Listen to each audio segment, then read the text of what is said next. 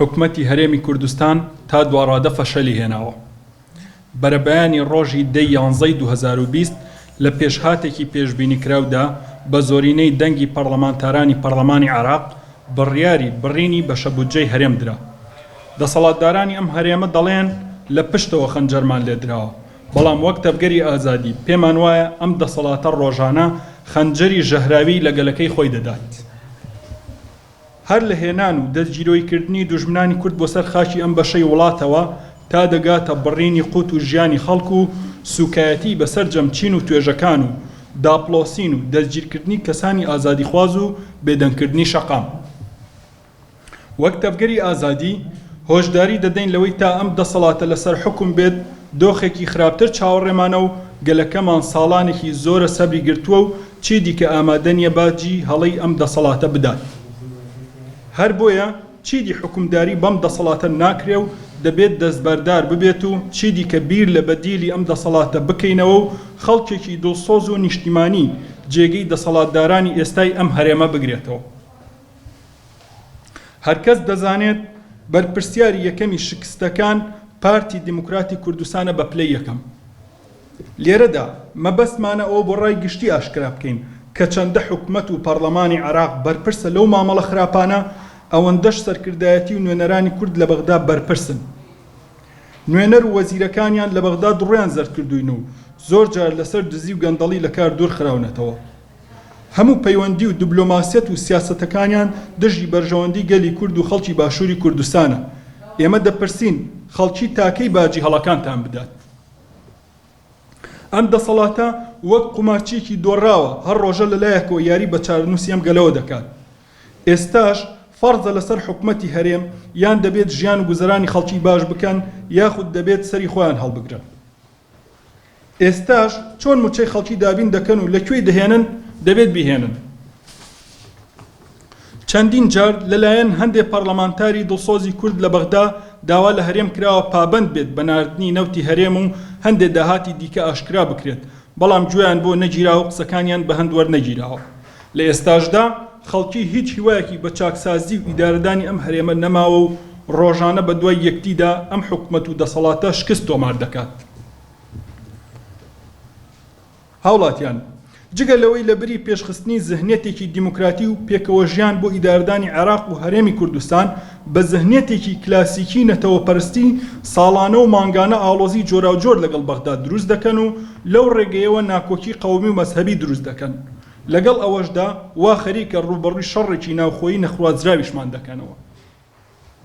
ئێمە وەک تەبگەری ئازادی دڵنیاین تورکیای ئەردۆغان ڕۆڵێکی گەورەی هەیە لە تێکدانی پەیوەندیەکانی نێوان هەرێم و بەغدا و هەر ئەویشە بە هاوکاری ڕاستەوخۆی پارتی دیموکراتی کوردستان هۆکارە لە خراپی دۆخی ئابووری هەرێمی کوردستان. بۆیە ئەم دەسەڵاتە بەرپرسە لە دابینکردنی موچە و قوتی خەڵکی و چۆن بە باڵی ئەم کابینەیان هەڵدەدا و ریفراندۆمیان بۆ سەربەخۆیی ئەنجام دەدا، ئێستاش با لە هەدەردان و دزینی سامانی وڵات دەست هەڵبگرن و ژیان و گوزەرانی خەڵکی باش بکەنەوە. لە کۆتاییشدا دەڵێن بۆ دروستبوونی ئەم قوارەیە ئەم گەلە دەریای خوێنی بەخشیوە و ڕوبەڕووی جینۆسایدی جۆرا و جۆر بۆتەوە. ئێستاش بە پلانی هەرێمی و ناوخۆیی دەخوازن ئەم دەستکەوتانە لەبار بەرن کە بە گەلەکەمان بەگشتی و بە هیچ هێزێکی ئازادی خواست قبول ناکرێت. بۆ ئەوەش وەکو تەفگەری ئازادی بۆ پاراستنی ئەم دەستکەوتانە و لە هەر قۆناغێک ئامادەی هەر جۆرە کارێکین کە گەلەکەمان لێمان داوا بکات. بەگشتی لە هەرێمی کوردستاندا مەلەفی نەوت شکستی هێناوە. مەلەفی نەوت لە هەرێمی کوردستاندا چەند کەسێک چەند شەخصێک لە ناو پارتی دیموکراتی کوردستان و چەند کەسێکی کەمیش لە ناو حکومەتدا ئاگاداری مەلەفی نەوتن. لە ڕابردوودا ئێوە بۆ خۆتان ئاگادارن ڕێکەوتنێکی 50 ساڵی لەگەڵ تورکیادا کراوە. حەزەکەم وەکو معلومات من پێتان بدەم بەپێی قانونی نێودەوڵەتی درێژترین مەودا بۆ ڕێکەوتنی نێودەوڵەتی 50 ساڵە. هەرێمی کوردستان بە پەلە پڕوسکێ اتفاقێکی 50 ساڵە درێژترین مەودا بۆ ڕێکەوتنی لەگەڵ دەوڵەتی تورکیادا ئەنجام داوە. ئێستەکانە ئەوەندەی کە ئێمە بۆمان دەرکەوتووە هەرێمی کوردستان و دەسەڵاتدارانی حکوومەتیش باش لەوە ئاگادارن کە ئەو بودجەی کە ئەگەر لە بەغداوە بێتە ئێرە زۆر زیاترێ لەوەی کە لەگەڵ دەوڵەتی تورکیا و بە هاوبەشی بەسەر بەخۆی نەوت فرۆشتن یعنی زیاترە بودجەکەی بەغداوە وەک لەوەی کە ئێستەکانە ئیکەن. بەڵام زۆر دڵنیاین لەوەی زۆرێکیش لە پەرلەمانتارەکان بە ئاشکرا ئەمان کەشف کردووە لەوەی کە دەوڵەتی تورکیا بەڕاستەوخۆ ناهێڵت نەوتی هەرێمی کوردستان ڕێکەوت ناهێڵت هەرێمی کوردستان و حکومەتی عراقی ئیتفاق بکە لەسەر ناوتنی بەشە نەوتی هەرێمی کوردستان ئەمە بابەتێکە بۆ هەر کەسێک ئاشکرا بۆتەوە.